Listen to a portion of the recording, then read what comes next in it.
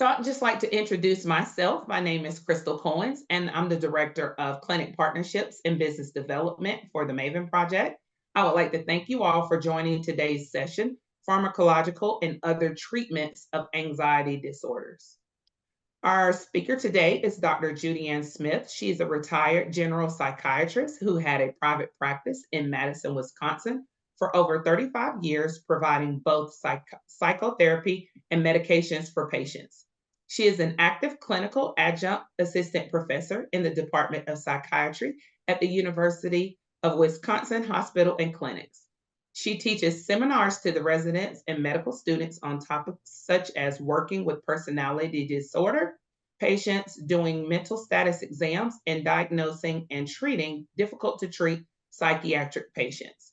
Until 2008, she was the medical director for a mobile community outreach treatment program through the mental health center, of Dane County in Wisconsin, providing care for patients with severe schizophrenia.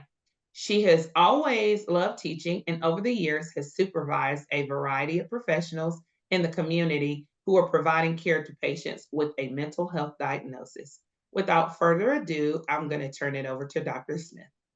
Thank you, Crystal.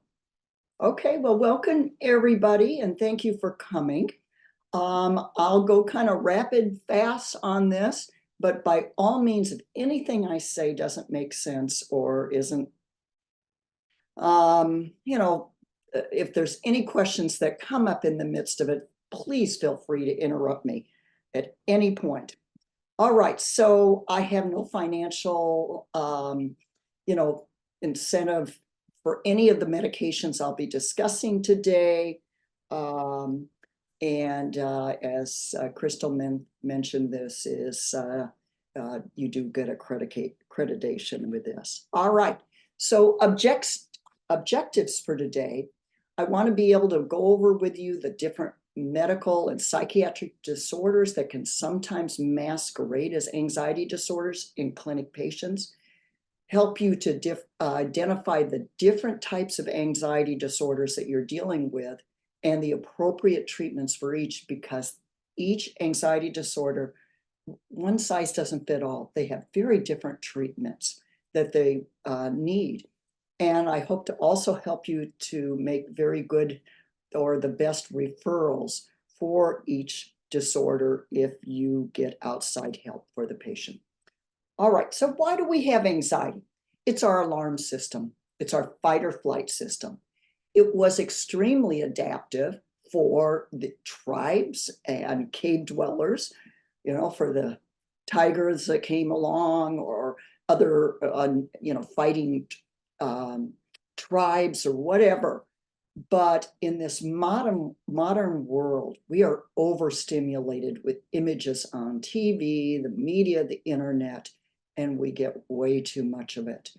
I always say news sources want to sell news, and there's no better way to sell news than to make you angry or anxious. So that's what news is about. Okay, so what is an anxiety disorder then? That is when the alarm system isn't working right, and it can not work right in a variety of ways. It can be on too much of the time, and that's like having a fire alarm that's on all the time. It's not useful. Or the alarm system can go on or off at the wrong times. For instance, someone who's been severely abused, they can get in a situation, let's say get out of their car at night and there's someone in the shadows and they start to get prickles up the back of their neck, but they dissociate and don't take evasive action because they've dissociated. And that's when the alarm system goes off when it needs to be on. And of course, we know that it can go the other way too.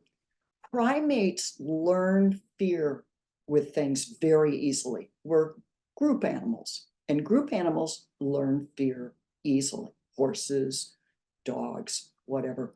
We learn fear easily, okay? And the reason why is if a monkey picks up a snake bites it and they die, you don't want all the monkeys in the group to have to learn that way. So we learn from others what to fear, and we take on fears easily. Anxiety develops in a very primitive place in the brain, way under this big cortex that we added on top. Of course, we get ruminating about the fears, but the actual fight or flight area is deep, primitive part of the brain, okay? But because of that, also fears can be unlearned and the brain rewired, and we're going to get into that. So rewiring the brain is very important for us to understand, and it is usually misunderstood by most people. So I'm going to do a real quick review of exposure therapy, because you can inform patients of this in your office. Because it's not just exposure that is helpful. It has to be a specific kind. For instance, if a patient of yours comes in and says, oh, I had a panic attack in the store and now I'm not going to the store anymore, I'm sure you're very good about saying, now you need to get out and go to that store, even though you don't want to, because that will just make things worse. And you're right. However, if they go to the store, run in, grab something and run out, they're actually not getting exposure therapy. It actually reinforces the fear. The brain learns, whew, got out of there in just the nick of time, okay? What has to happen for any kind of exposure experience is they've got to go in the situation where they have the fear, let the anxiety peak and come down at least 50% for there to be remodeling of the brain, okay? So we're going to talk about that further, but let me give you a couple of examples of exposure therapy, because then when we get into the anxiety disorders, we'll see where that's very important with some of these anxiety disorders. I had a severe phobia of bees years ago, severe. And I would go to picnics like all of you, and there'd be pop cans on the picnic tables and bees sitting on them and whatnot. And I'd sit there with all of you guys, with all my friends, and I'd kind of just lean back a little bit. And then if there got to be a lot of bees, I'd just get up and move to another picnic table to talk to someone else. So I tried to be as nonchalant about it as possible. But my fears never got any better, even though I was around the bees, because I'd take these subtle, evasive actions. So one day I went with my husband to Colorado, and we were going to go hike up this trail to this beautiful summit to look out, and got out of the car, and there were these wonderful wildflowers on each side of the path. It was going to be a 2.5, 3-hour hike. And we started the hike, and I was gripping my husband's arm, and I said, oh my gosh, there's bees all over the place. Of course, bees like flowers. So I'm gripping his arm, and he says, do you want to go back? And I said, no, I want to see the top. I want to see the summit. So we kept going. I'm sure he was getting bruised on his arms. And we walked a while. And after about an hour and a half, I turned to him and said, thank goodness the bees cleared out. And he looked around and he said, what are you talking about? There's just as many bees. That was my subjective experience, is there were no more bees. But actually my brain was rewiring. I was getting exposure therapy. Walked for another hour and a half, 2 hours, saw the summit, walked on down through the bees, and I have been free of anxiety about bees since then. I have no fears of them. I still have a fear of wasps, and I'm not going to tackle that right now. But I have no fear of bees. So I'm going to give you one other example to show you people don't have to believe in exposure therapy for it to work. It is a remodeling that occurs without any conscious thought. Snail study. They took 200 snails, 100 of them. They, you know how snails have their heads out of their shell. They took syringes with cold water, and they sprayed each of the snails, and they pulled their heads in, of course, right on the heads. So they did this every time the snails brought their heads out. And after a while, the snails stopped pulling in their heads. So if they squirted them 10 more times where their head was not being pulled back into their shell, put them in a box, put them away, bring them back out in a week. If they sprayed them again, they pulled their heads in. There was no mastery. But if they took those snails or the other 100 snails and they sprayed their heads until they stopped pulling their heads in, and then instead of just spraying them 10 times after they stopped pulling their heads in their shell, they sprayed them 100 times. Then they put them in a box, put them away for a week, brought them back out, and they sprayed them. They did not pull their head in. So there was remodeling of the brain, and there's no conscious thought. These are very primitive animals, but it's the same kind of fight or flight center that we have. All righty? And that's how it works. It is a remodeling of the brain. Okay. So you get a patient in your office with anxiety, and first you want to rule out medical conditions, right? And you guys, I've been very impressed with how you guys do with this. Thyroid, you want to get thyroid function if it hasn't been done real recently. Cardiac arrhythmias, they're having palpitations, a history of heart disease. Drug abuse, of course, can also present or masquerade as an anxiety disorder. Medication side effects, they go on some type of medication around the time their anxiety develops, etc. So these are the things medically we want to rule out.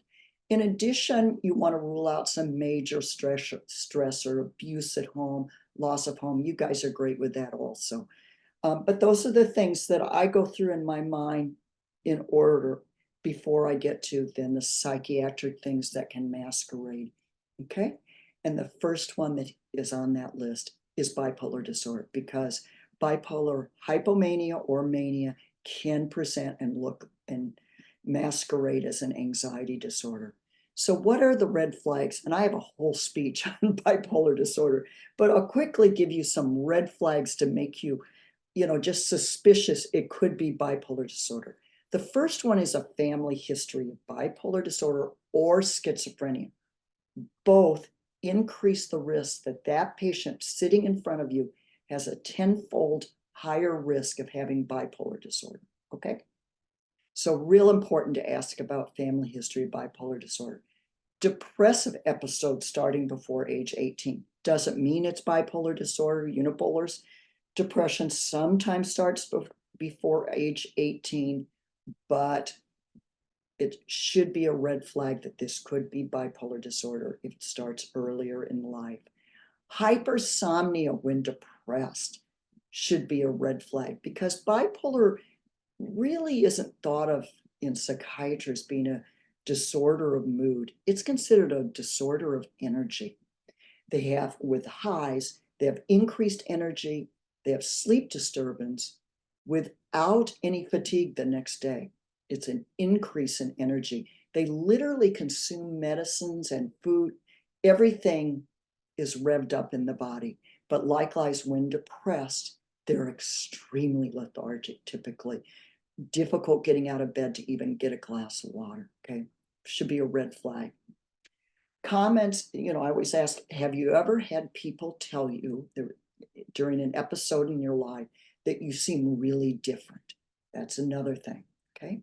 History of postpartum psychosis is almost always identified as part of bipolar disorder. Okay, not postpartum depression,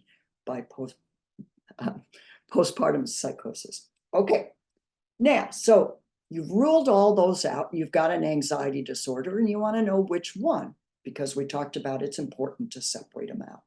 So first, you want to ask, when did it start? That's obvious.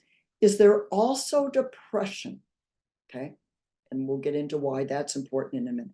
And if so, when did each of them start? We want to know that. What percent of each day is spent feeling anxious? Or is it just a couple times a month or a few times in a year? How quickly does it reach a peak? When the anxiety starts, does it build slowly over the course of a couple of hours? Or does it go up and reach a peak within a couple of minutes or five minutes, within 5 minutes? And then finally, I throw in OCD just to be just kind of the end of the list, ruminative or repetitive behaviors and or thoughts, because patients often are embarrassed by those and won't throw those out to you. Okay. So what do they fear when they experience their anxiety? What are they afraid of? For PTSD, they're afraid of objects or situations that remind them of the trauma. Helicopter going overboard, across the sky if they've been in the military, might be men in suits if it was someone in a suit who assaulted them, whatever it might be. For social anxiety disorder, people will say, I'm afraid when I go to the store of talking to the person at the checkout thing that will say something stupid, and then I'll go home and I'll ruminate about it for hours or even days, worry what I say, okay? For panic disorder, patients will quickly say, I'm afraid of having a panic attack. Even if these other things might set them off, they're afraid of having a panic attack, okay? Now, then finally, we want to ask, are you avoiding doing anything due to the fear of making the anxiety worse? Because we want to know about this avoidance, because if they're avoiding going to the store, driving, leaving home, etc., we want to make sure that we get some exposure therapy. Medicine alone is not going to be enough. All right, now we're going to start through the different. Agitated depression is kind of an overlap between anxiety and depression. So, agitated depression. Is the patient depressed as well as anxious? Remember, we talked about making sure you ask that. And then, did the anxiety predate the depression? And when I say predate, I mean more than 3 months. With an agitated depression, you can see the anxiety come on first, but it doesn't stay around by itself very long. It's usually at most 6 months, but it just gets worse and worse and then goes into depressive symptoms, okay? If you've got like years of anxiety first and then someone develops a depression, you have 2 different disorders. Now, why is that important? If the onset is about the same, meaning 3 months, 4 months or so, you have more choices for which medicine to start first. Bupropion, your Wellbutrin, vortioxetine will work just as well as SSRIs and SNRIs for an agitated depression, okay? And so someone who's real worried about sexual side effects, you can start them right out on Wellbutrin, and even though the person might have all sorts of anxiety, it'll just resolve if they do have a response to that particular medicine, okay? And they have an equal chance of responding to the bupropion as they do the SSRIs and SNRIs, all right?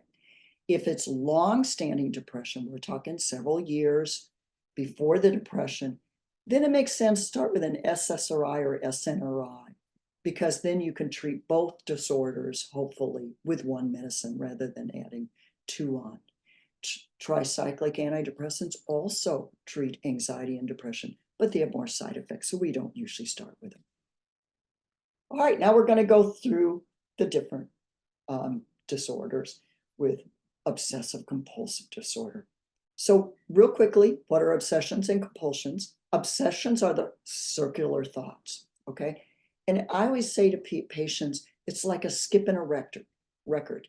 Just keeps going over and over in the head. And when it does that, it feels like it must be really high risk because it keeps going over and over, okay? Obsessions can be worried, oh my gosh, I touched that door handle and someone else touched it. Oh my gosh, what if I carry contamination home to my kids and I poison them and they die? Oh no. I wonder if that kind of bounce in my car as I was driving around the corner there, could I've hit someone and run over them? Maybe I better drive around, see if there's a body lying there. Okay, those are the obsessions, the circular thoughts that go again and again and again, okay? Compulsions are the actions or thoughts used to try to relieve the anxiety. So the compulsion would be driving around the block to see if there's a body there, okay? But then the obsession comes in again. They think, well, what if I missed it? What if it was close to the curb and I missed it? And they drive around again and again and again, and they're late for work, okay? All of us have a few thoughts, what if I closed my garage door? And I've backed up down the street many a time to check if I've closed the garage door, but I usually only do it once, okay? When people have to keep doing something again and again, which interferes with their life, then we call it OCD, or obsessive compulsive disorder. And the thing about compulsions is it gives them an instant relief from the anxiety, but it's a real short-lived relief. And it actually increases the overall anxiety and increases the chance of having that anxious thought again, and makes the ruminations more and more. So I always tell my patients, it's a hit of heroin when you give in to the compulsion. It gives you a slight relief, and then it makes it worse. And by the way, family members are often kind of included or enlisted in helping the patient with their compulsions. So they'll have their family members reassuring, do you think I have cancer? Do you think I have cancer? And when they have a family member going, no, I don't think it's that, I really don't, it actually reinforces the fear more.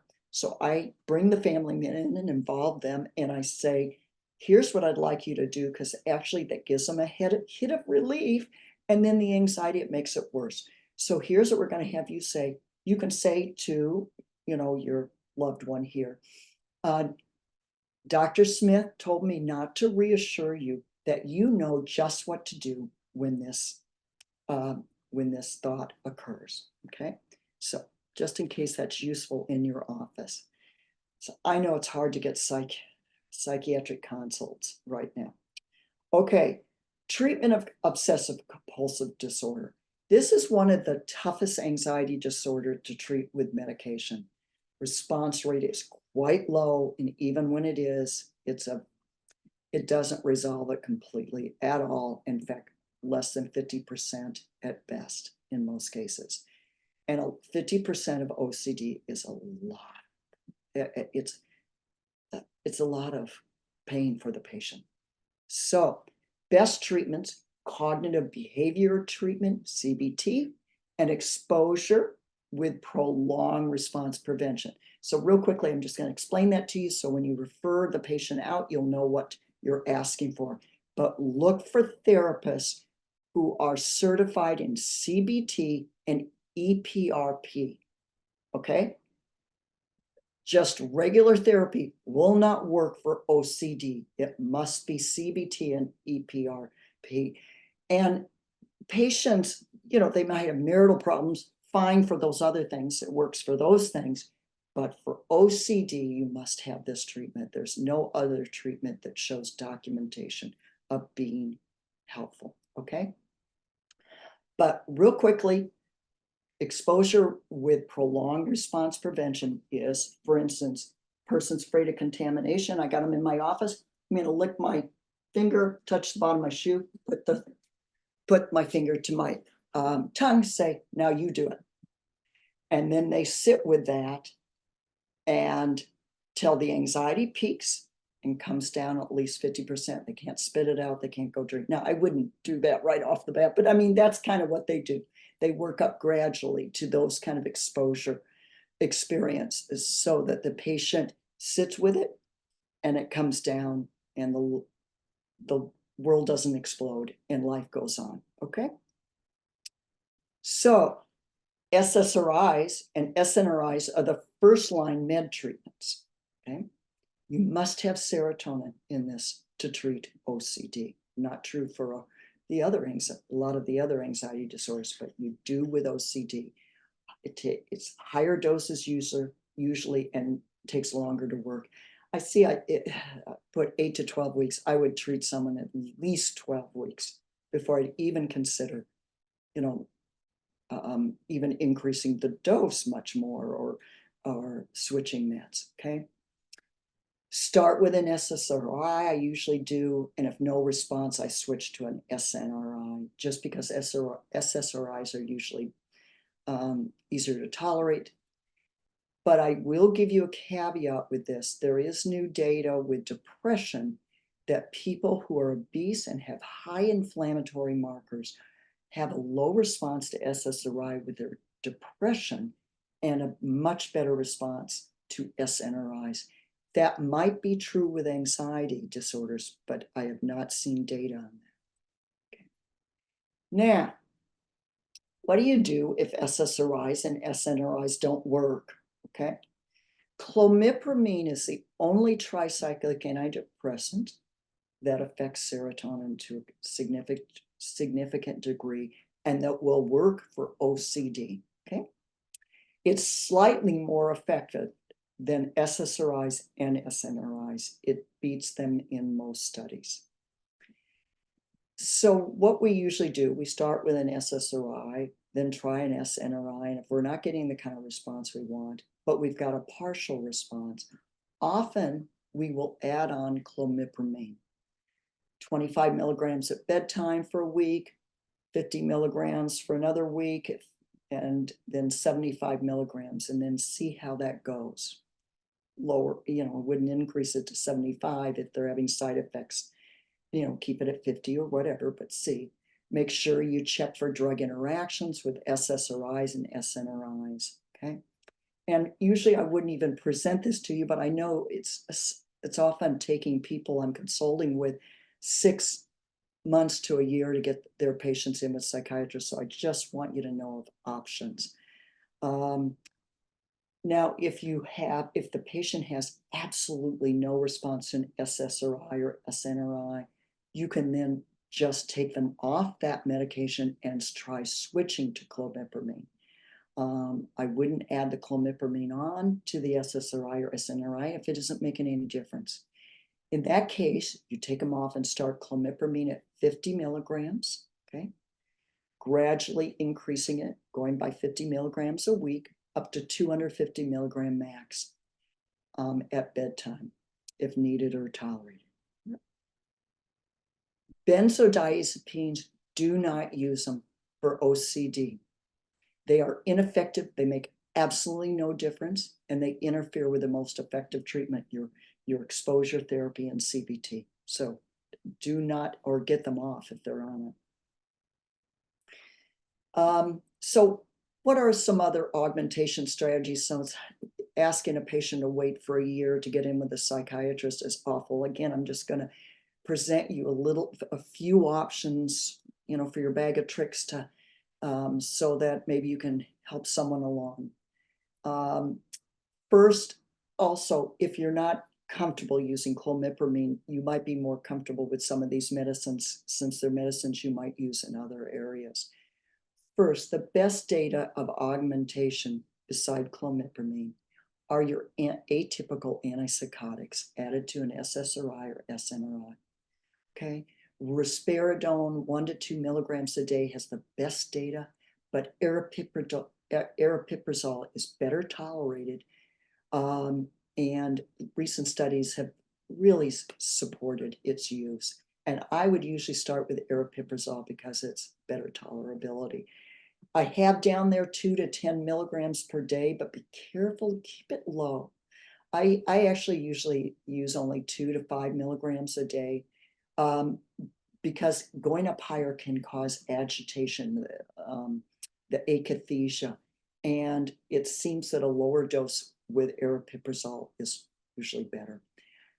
Another option, if you're not comfortable using antipsychotics or the patient doesn't tolerate them well, is amantadine 100 to 200 milligrams per day added on to an SSRI or SNRI. And then as a last resort is methylphenidate, has the least data. Very low dose, 5 to 15 milligrams per day added on to an SSRI or SNRI.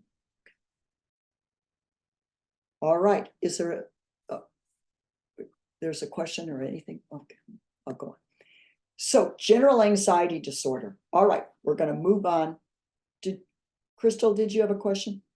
Yes, thank you, Dr. Smith. We do have a question from Dr. Cindy Perry. Can Yes. you review the comment about SNRI over SSRI if obesity and inflammatory illnesses are present? Okay, this is a study with depression, and there's some data that people who are obese and have high inflammatory markers are unlikely to respond to SSRIs, or have a low response rate to SSRIs, your fluoxetine, your sertraline, your escitalopram. and they're more likely to respond to SNRIs, venlafaxine, and Cymbalta.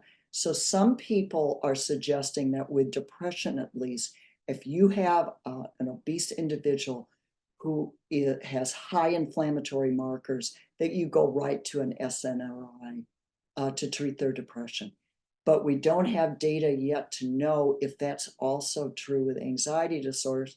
But keep your eyes open to what you see, and I'm sure they'll be researching that too now. Okay. And should we go on? Okay. So general anxiety disorder. Okay, so first we want to separate out general anxiety disorder from panic disorder. And this is where we get into that 5-minute rule.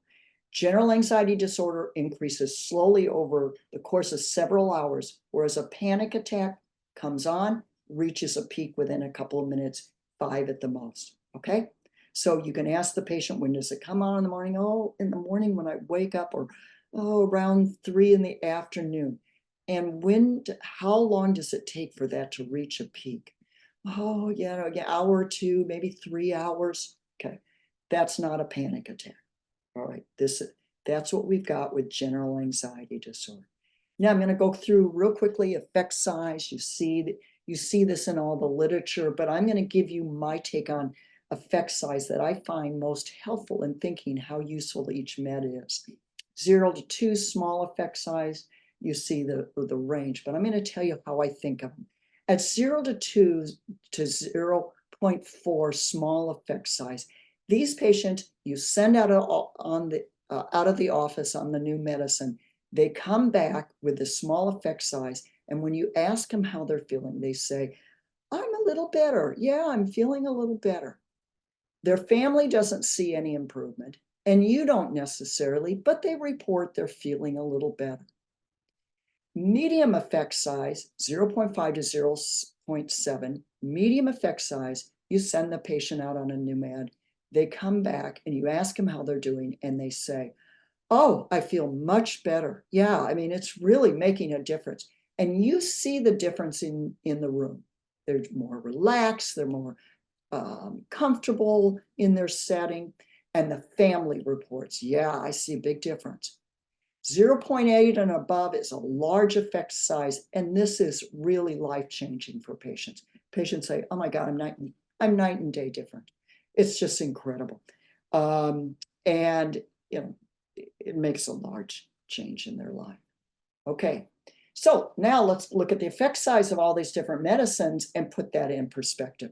So your bupropion, Wellbutrin, vortioxetine, below placebo, 0.12. I'm about where placebo is. Placebo is 0.10. Buspirone, slightly above placebo. It is above placebo, but not knocking your socks off. Barely a response. Okay. SSRIs, 0.33. So you're getting kind of a response size, but it is still a small response size, not huge for general anxiety disorder. SNRI, slightly better, 0.36, but that's not a huge difference. And could that be the difference we were just talking about the group of people who don't respond as well to SSRIs? Okay. Pregabalin, and I'm going to say gabapentin it works by the same mechanism, but no studies are done on gabapentin because they got their hands slapped. When gabapentin came out as a medication for seizures, they started marking it for anxiety because they saw a difference. I mean, they started talking about having their drug reps talk about it, and they were fined by the FDA huge amount and not allowed to do any studies. So there is no study done on gabapentin and anxiety, but it's about equally effective. So 0.5 in a 2007 study, 0.38 in a 2017 study, but that one had a high placebo effect. So I would trust that 2007 study. Now your hydroxyzine that you guys use a lot of is really quite impressive here. As you can see, it's right in there with the pregabalin, gabapentin, and also the benzodiazepine, all around the same. Okay. Psychotherapy, 0.5. Again, good, moderate effect size. Selexin, 0.86. I'm going to go into that in a minute. Some of you may be familiar with it. I've talked about it a fair amount. Quetiapine, 1.6, hits it out of the ballpark. We'll talk about that. So starting with gabapentin, there's the dosage range with it and pregabalin. I like to think of gabapentin and pregabalin in the following terms. Gabapentin is a little bit better tolerated than pregabalin, so I usually go with it first, but pregabalin is probably slightly more effective than gabapentin. Just a note, a lot of people don't realize with gabapentin, you cannot go over 900 milligrams in a dose, or else the body basically just doesn't absorb it. So it's just wasted. So if you put it as 1200 twice a day, you're really putting in 900 milligrams twice a day. Okay. So you have to go, if you go up to 900 milligrams, up to 2400 milligrams in a day, you have to do it in 900 milligram groupings. At lower doses, it can be used even PRN, and it's especially good if the patient also has a pain condition. Okay.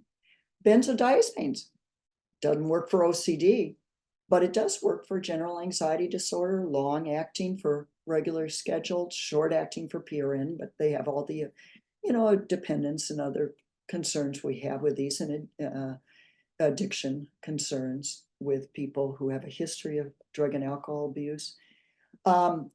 Just a side note, lorazepam, if you're not familiar, can be used under the tongue. It's such a small tablet and very chalky. It dissolves right under the tongue, so you can bypass the liver and get a response in 5 to 10 minutes, which is wonderful patients, by the way, with panic disorder, who just want to know they can get quick release, and in which case they often don't have to take it because they know they can get relief. They just carry it. Okay, quetiapine. Remember that huge response? It is effective for general anxiety. It's very impressive. However, the side effects that go with it cause the FDA to not give approval for anxiety. It does have approval in Europe, but the FDA was concerned that 50% of the US population would be on this drug. And as you well know, it causes metabolic problems, it causes diabetic problems, it causes increased sudden death in seniors or elderly with heart disease, strokes, all sorts of things. So there was real concern about how it might be used. But we do recommend its use for disabling general anxiety disorder, where other things don't work, or anxiety with bipolar disorder. It's wonderful because it can help with both things. Okay. Selexin is a branded extract of lavender, and again, a great response rate here. It's a prescription medication for general anxiety disorder in 14 European countries. It's their first-line treatment in the European countries for anxiety. In the US, it's only available as an herbal, and it's available as calm aid through Schwabe's Nature Way line, which is what the studies have mostly used. However, I've been told that its cost is going way up as it's becoming more popular in the US. So if it's become prohibitive with cost, it used to run $20 a month, just so you know. But if it's become prohibitive, check consumerlab.com if you're not familiar with that site. And that site, that organization takes generic meds, herbal agents, and tests them for whether they have what they claim they have in them and whether they have any additives, toxic additives. So, but you can look for cheaper options there. Okay. 80 milligrams to 160 milligrams at bedtime. It only works for GAD, for general anxiety disorder. Does not work for panic disorder, social phobia, OCD. So you only can use it for general anxiety disorder, and it can't be used PRN. It doesn't work. All these things were a scent of the lavender that'll help you, smell it on your pillow. You've got to get a pretty hefty dose, and you got to have it daily for lavender to actually reduce anxiety. But it's a nice smell. It takes 2 to 5 weeks to start working. Okay.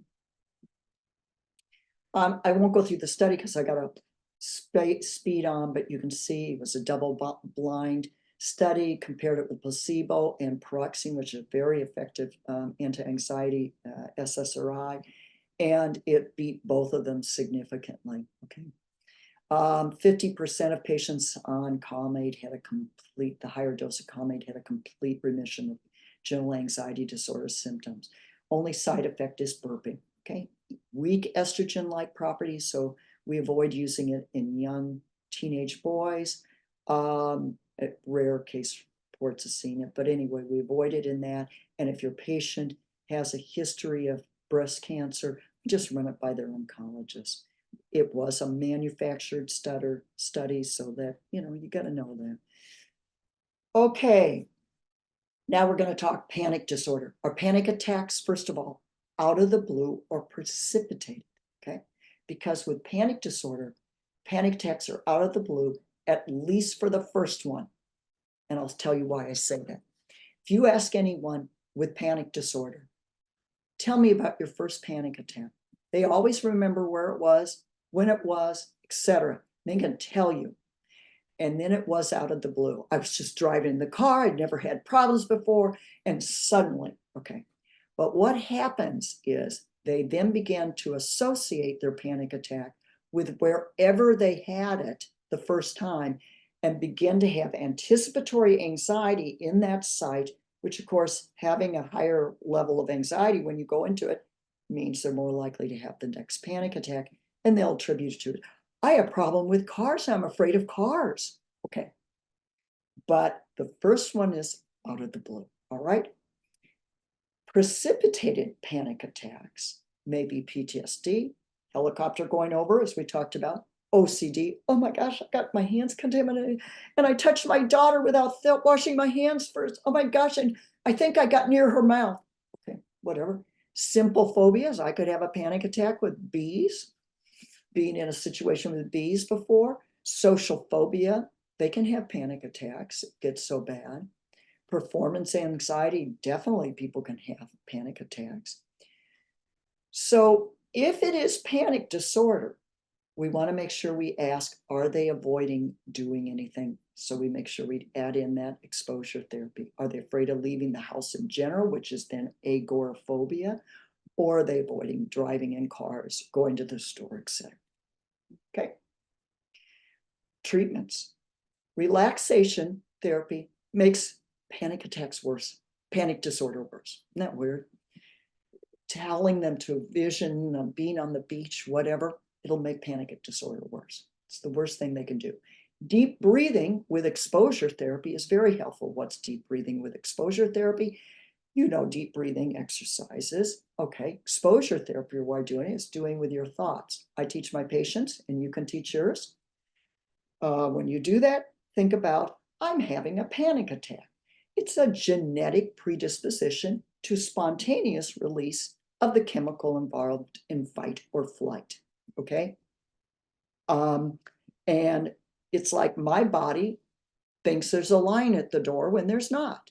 And I release adrenaline. Okay. Oh, I notice my hands are tingling. Oh, that's because it's rooting the blood supply to my big muscles. Oh, I'm kind of queasy in my stomach. Oh yeah, I know what that is. That's the medicine. I mean, the adrenaline rooting the blood supply to my big muscles so I can fight or flight. My heart's beating fast. Yep, trying to get me ready to fight or flight. And I have them think through, anytime they have a panic attack, exactly what's going on. We have them lean into the panic attack. Okay. Now, medication, SSRIs and SNRIs are the best treatment available. They're really quite effective. However, you got to do it right. You can't treat it like it's depression. Okay. If you start with a dose, you start with depression, the patient will get, their nervous system is just hyper responsive to serotonin meds. And if you start them with the usual dose, they'll usually get so agitated, they'll go, I can't take that medicine. I'm stopping it. So we start them very, very low. 2.5 milligrams of escitalopram or 12.5 milligrams of sertraline. I've even had to cut it lower to start it. But then eventually they get to the same dose. It's not like they have to be on lower dose. It's just those first 2 weeks. And I warn them they're going to get more anxious initially, but that will usually go away and bodes that they'll probably have a good response. Benzodiazepines are also very effective, but they are harder to taper off with. And if you've got agoraphobia or a lot of avoidance behavior, they're going to interfere with that exposure therapy. The benzodiazepines totally prevent any remodeling of the brain if they're on board. So does alcohol, by the way. Okay. Valproate can be helpful with panic disorder. Doses 500 to 20 to 50 milligrams per day total. Okay. Great option for patients with bipolar 1 and panic disorder because we prefer to avoid antidepressants in these patients because it destabilizes their mood, both causes more days of depression and also can set off a hypomanic or manic episode. But the bigger likelihood is it will actually cause more days of depression. That's another talk. Other anticonvulsants are not found to be helpful with panic disorder. So, isn't that weird? Gabapentin doesn't work, etc. It's valproate with this one. So this distinctive thing that each anxiety disorder has different medicines that work. Topiramate has actually been reported to induce panic attacks in case reports. So we really want to avoid that. If again, you're waiting for your patient to get in and they're not responding fully to what, the SSRI, and you push the dose up, or you've tried several and you've tried an SNRI, you can look at adding Pindolol, a beta block on it, 2.5 milligrams TID added to an SSRI or SNRI. Does not work alone, guys. It's added on. It's been helpful in small studies, not huge studies. Antipsychotics, not helpful here, including quetiapine, not helpful, even though it's great for general anxiety disorder. Okay, simple phobias. Okay, my bee, fear, flying, etc. Exposure therapy, prolonged exposure. We've already gone over that. Benzodiazepines, well, I use that for people flying, if they just fly every 3 years, something like that. But again, it can interfere with the rewiring of the brain with exposure therapy. So if I've got a patient flying down to Africa or Australia, I'll say to them, well, you can have the pill with you, but do know that if you avoid taking it, your anxiety is going to peak. You've got the story down. So they can actually get complete exposure therapy mastery with that. Okay. Social anxiety disorder. First, there's generalized and there's performance anxiety. SSRIs and SNRIs are quite effective for social anxiety disorders. MUI inhibitors are actually much more effective than SSRIs and SNRIs, but they're more difficult to use. Leave those for the psychiatrists. They are a pain with the dietary thing, and people start cheating on the diet as they don't have any problem at times. It's a mess. Leave that for the psychiatrist. By the way, someone asked me a question in one of these talks. The patch one where you're not supposed to have the dietary restriction, it hasn't worked out like we hoped, because at the dose where you don't need the dietary restrictions, it doesn't usually work very well for anxiety disorders. You have to go the higher dose where you have the dietary restrictions, unfortunately. Gabapentin is helpful with social anxiety disorder and can be used regularly scheduled or PRN.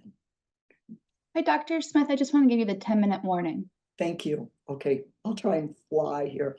Okay, so social anxiety disorder, you can read it on this, 10 to 40 milligrams. The other beta blocks are not particularly useful. No reduction in anxious thoughts, just the physical sensation, but that gives people confidence. PTSD, therapy is the most effective treatment by far. Exception, of course, is someone who only wants meds. Then they're not going to do the therapy. Effect size is almost 1.0 with exposure therapy. And again, this, just like your OCD, you want your exposure, someone certified in cognitive behavior and exposure therapy. By the way, EMDR, you always hear about that. It's a form of exposure therapy. Okay, it doesn't have to be that one, but it allows the person to have something that calms them, shifting their eyes back and forth while they're having exposure to the event, prolonged exposure. It's exposure therapy. Medications have relatively low effect size, 0.2 to 0.6. Benzodiazepines, not helpful. Multiple studies have shown that, and they may worsen symptoms, and they interfere with exposure therapy, the one thing that really works. High incidence of sleep apnea in patients with PTSD. 45 to 75% of patients with moderate to severe PTSD have sleep apnea. They'll be slender. You never guess they'd be sleep apnea patients, so make sure you ask. Okay, real quick, meta-analysis of different medications used in PTSD, 58 trials, 26 different meds, almost 7,000 patients, compared effect size with each medicines. Only 7 meds were found better than placebo with PTSD. These are the 7: topiramate, risperidone, quetiapine, paroxetine, venlafaxine, fluoxetine, and sertraline. None of the other medicines beat placebo. Fluoxetine was most tolerable, but look, the effect size is really small. It's not very impressive. Topiramate, risperidone, and quetiapine had the best effect scores, 0.5 to 0.6. Effect size for the other meds, 0.2 to 0.3. Not very impressive. And again, many small studies, which kind of makes the studies less reliable. And it may be why escitalopram, for instance, doesn't show an effect. It just came slightly under what, fluoxetine came in. Topiramate, really one of my favorite ones for PTSD, reduces re-experiencing nightmares, startle, reflex, and dissociation. Particularly good when there's alcohol abuse too, because it reduces cravings with alcohol also. Won't go through it all, dosage, monitor for side effects. You guys know that. Real quickly, I do want to hit on this one. PTSD and nightmares. Trazodone, in fact, that's one of their first choices in PTSD clinics, more so than prazosin in a lot of clinics. But you can use prazosin too, 1 milligram, slowly increasing up to 10 milligrams at bedtime. Some people use it twice a day to help with PTSD symptoms, but that data is really mixed. In fact, there was a recent big study with prazosin comparing it with placebo, and it wasn't even that impressive with sleep data, okay, with nightmares. Avoid mirtazapine, your Remeron, even though it's sedating, it actually increases nightmares by the receptor it does. They know why. So do not use mirtazapine with patients with nightmares. Clonidine is an alternative prazosin. They use that a lot in PTSD clinics also. Cognitive behavioral therapy, I'm just going to tell you this quickly because it's such a useful thing and you can teach your patient in your office, is more effective than any of these medications together, and you can teach them how to do it. It'll take less time than explaining the side effect of the meds. What they do, you ask the patient, what do you do when they say, I have a lot of nightmares, it's really driving me crazy. I ask, what do you do when you wake up from a nightmare? And then I say, here's what I want you to do from now on. Sit up in your bed, and I want you to finish the dream, but it's with your fantasies, and I want you to have it mastery and safety in the dream. And remember, this is your fantasy. You can make it go any way you want. So if you've got someone chasing you a hatchet, when you finish it, you can make yourself grow 20 feet tall, grab the person, break them, tear them into pieces, throw them in the trash, whatever you want. You can bring in 20 people to beat them up. You can throw them into prison, whatever you want, but you finish that dream every time with mastery and safety for you. I had a woman once who said, I can't imagine ever growing big enough in my fantasies. I can't imagine ever feeling like I could grow big. And I'd be too scared to bring anyone else in. I said, do you like dogs?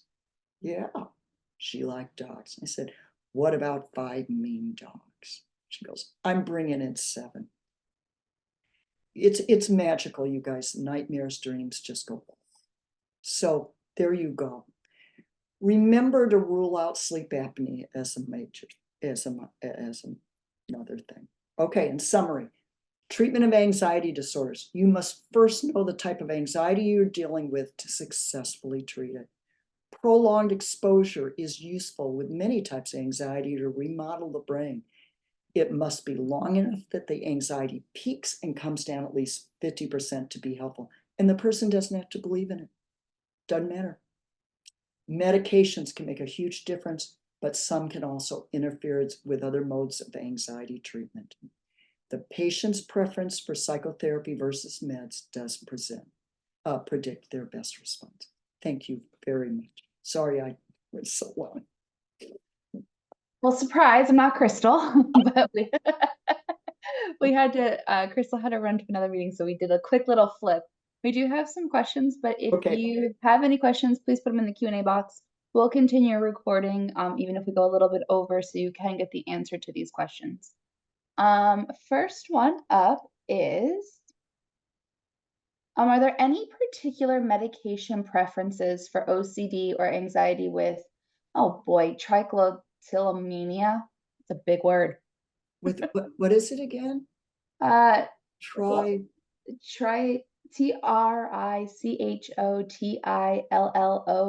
Okay.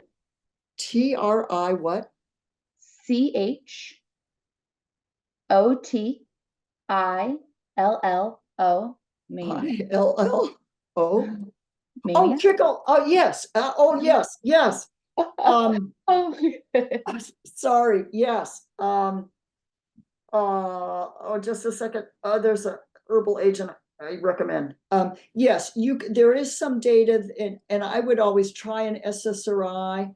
No, I can't say it. Trichotillomania. That's the pulling of hairs, you guys, or picking at yourself, but repeatedly. It's usually pulling out hair. Hairs can be the eyebrows. They'll completely make themselves take away their eyebrows, or big bald patches on their head, and trichotillomania. And just like a cyst. Hang on. Oh gosh. There's a herbal agent. Just a minute. Cysto. That when that happens. Yes. And I want to be able to give you the dose. So let me get to there's a comment in the chat. It just says NAC, NAC. What's that? NAC, NAC. Yes, N-acetylcysteine. Acetylcysteine. N-acetylcysteine. So N apostrophe acetyl, ACETYL, cysteine, CYSTEINE, I believe. I usually have to write it out for me to. It's N-acetylcysteine. Yes. Okay. And I don't have the dose offhand in my head, but I can get that to you if you can distribute it to them. Okay. Absolutely. Okay. What kind of behavioral treatments help in the middle of panic attacks, if any? Say again, what kind of behavioral treatments help in the middle of a panic attack? Yes. It is to lean into the panic attack, as we're describing. And so the person says to themselves, oh, I know what this is. In other words, I don't want them distracting. I want them, and I don't want them saying, I tell them, don't say to yourself, it'll be okay, it'll be okay. Nope. You lean into it and say, I know what this is. You're a panic attack. And I know what that is. It's a spontaneous release of the chemical involved in the fight or flight response. And oh yeah, I'm feeling that tingling. And they go through all the sensation they're feeling it. They lean in and focus on their sensations. And with that, the panic attack actually resolves quicker. Okay. And decreases the chances they'll have it again. Interestingly, I gave birth to my kids. They're now 37 years old, 39 years old. And at that time, they told us to bring a pretty picture into focus to reduce the pain. like of a beach or something. And actually, it was after that they found that actually increased pain sensation. And I found it was totally worthless. It was totally worthless during childbirth. But now they have them focus on the pain. Oh, my uterus is contracting, same kind of thing. Isn't that interesting? Yeah. Yeah. So yeah, next question. Do we know the etiology of OSA in PTSD patients? say this again. Do you know the etiology of OSA in PTSD patients? OSA? Let's find out. Yeah, help me. What do you mean OSA in PTSD patients? Obstructive sleep apnea. Oh, sorry. I wasn't thinking in those terms. I was thinking in anxiety. No, all I've heard is they think it's damage to the central brain from the, that regulates breathing, from the increased blood pressure and stress at night with the nightmares and just the clenching and whatnot involved in their dealing with the PTSD. Okay. Great. That's the speculation. Okay. How slowly do you wean off benzos? Really slowly. As slow as possible. You can do it a little faster starting wise, but I find the slower I go with someone, the more likely they'll get off them. And for instance, 10%, 10 to 20% per month. Seriously, if they've been on them a long time, if they've been on them a short time, you don't have to go that slow, but 10% per month. I might drop it, 20%, 25% the first month. It's that first part that goes better. It's when you drop it toward the end that it gets real tough. So then we go real slow. We have them cut the pills up really smallly, amount. Okay. So that's the last question I see, but we'll still pause just to make sure if there's any last minute questions. Just a reminder for everybody that is on this call, when you click out, you will have your CME survey, which you should receive your certificate after completion, like almost immediately, if you put in the correct email address that is correlated with your MAVEN Project account. And more importantly, you get your licensure right, the correct date, and the correct speaker. Reminder today is April 4th, and Dr. Judian Smith is our speaker. All of that is correct. You'll get your certificate instantly. If something is wrong, you'll still get a certificate. It'll just take us some time to fix it and resend. And by us, I mean me. So I don't see any other questions. So we will end for today. Thanks, Dr. Smith. And thank you. Thank you, everybody, for coming. I hope it was helpful.